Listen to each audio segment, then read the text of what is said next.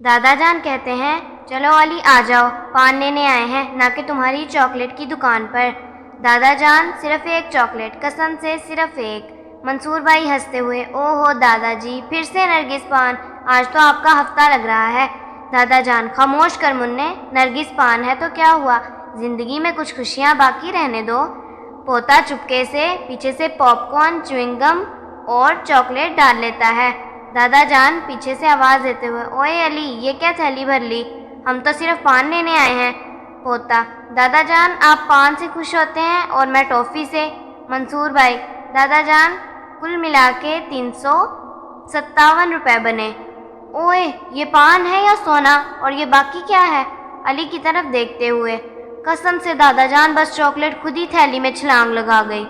دادا جان، منّے اگلی بار چاکلیٹ کی بجائے پوتے کو مت دینا، تھیلی ہی دے دینا۔ دادا جان، آپ نے تو پان لیا ہے، اب چاکلیٹ مجھے دو، تو پھر آدھی چاکلیٹ میں لوں گا اور نرگس پان تجھے بھی دوں گا۔